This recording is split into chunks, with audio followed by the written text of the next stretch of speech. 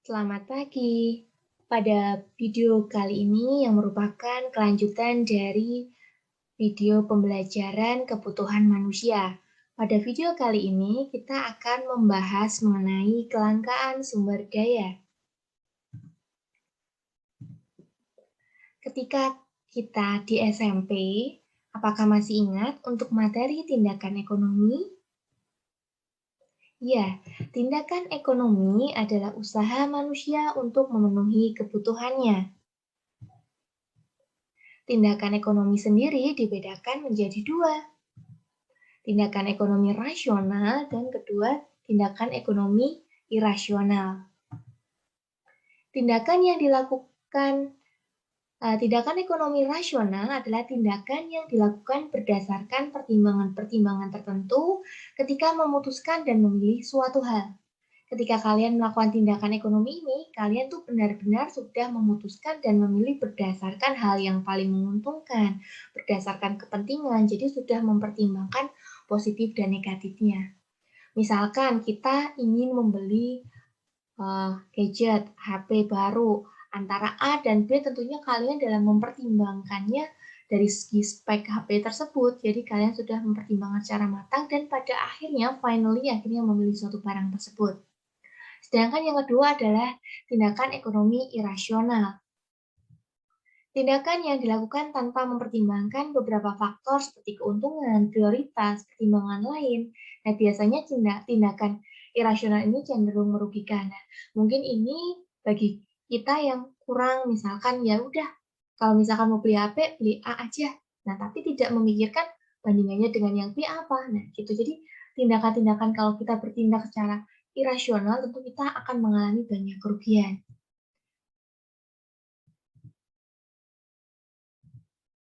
Setiap kebutuhan itu kita penuhi, tetapi akan menimbulkan pilihan-pilihan tertentu. Iya, tadi saya bilang, kebutuhan itu banyak. Setelah kita tahu kebutuhannya, kita pilih. Nah, tapi dari pilihan-pilihan tersebut, nah ini akan mengakibatkan yang namanya masalah kelangkaan. Kenapa bisa? Karena kebutuhan kita itu tak terbatas, dan sedangkan untuk benda-benda kebutuhan itu terbatas. Karena kelangkaan itu terjadi ketika jumlah kebutuhan lebih besar daripada benda-benda pemuas kebutuhan. Tapi dengan ilmu ekonomi, kita harus dapat mengambil keputusan yang tepat, memilih pilihan yang sesuai dengan kebutuhan kita, bukan keinginan. Karena kita sudah belajar ya mengenai kebutuhan dan keinginan, dan kita bisa membedakan. Meskipun kelangkaan itu akan selalu ada, tetapi ketika kita sudah bisa belajar ilmu ekonomi ini, kita bisa berusaha mencari solusi dari kelangkaan tersebut. Jadi kita bisa mempunyai alternatif keputusan yang paling baik. Nah, kelangkaan itu bisa terjadi dan dipengaruhi oleh beberapa faktor, banyak faktor. Nah, misalkan ada faktor sumber daya alam, sumber daya manusia, dan ilmu pengetahuan. Sumber daya alam, ketersediaan sumber daya alam ini sangat terbatas untuk memenuhi kebutuhan manusia. Iya, kenapa? Karena kalau sumber daya alam itu selalu digunakan secara terus-menerus tentunya akan habis. Tetapi kalau kita bicara kebutuhan itu tidak terbatas. Jadi ini kalau misalkan bahan bakunya sudah limit, otomatis bisa mengakibatkan kelangkaan karena produknya sedikit, jadi banyak orang berebut. Gitu. Yang kedua ada sumber daya manusia. Nah, sumber daya manusia merupakan faktor utama untuk memproduksi barang dan jasa. Namun, terkadang kurang tenaga kerja juga membuat jumlah produksi barang atau jasa itu tidak mampu mencukupi kebutuhan manusia. Misalkan kalau kita lihat nih ada aksi mogok pekerja, nah otomatis pabrik-pabrik itu kan tidak bisa memproduksi barang, sedangkan kita membutuhkan barang tersebut, nah itu bisa terjadi kelangkaan. Kemudian yang ketiga ada ilmu pengetahuan. Kurangnya ilmu pengetahuan dapat menghambat proses produksi dan pengoptimalan dari manfaat yang seharusnya dapat diambil baik dari alam maupun sumber daya manusia. Iya, dengan kita tahu ilmu pengetahuan, kita kan tahu teknologi. Sedangkan kalau kita bicara proses produksi itu membutuhkan mesin, peralatan-peralatan yang canggih.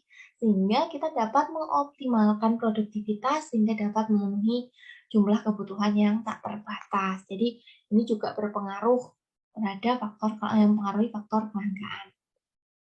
Selain tiga faktor ini juga ada faktor lain yang merupakan penyebab dari kelangkaan atau terangkat terjadinya kelangkaan. Nah, ada 5, ada perbedaan letak geografis, ada pertumbuhan penduduk, kemampuan produksi, dan perkembangan teknologi, serta bencana alam. Mari kita bahas. Yang pertama, perbedaan letak geografis. Kenapa letak geografis itu dapat mempengaruhi kelangkaan? Hal ini terjadi karena sumber daya alam yang ada di bumi itu tidak tersebar secara merata. Jadi misalkan ada tanah-tanah yang subur dan ada tanah yang tidak. Ada sumber mata air yang berlimpah dan ada yang juga yang tidak. Jadi letak geografis ini sangat mempengaruhi.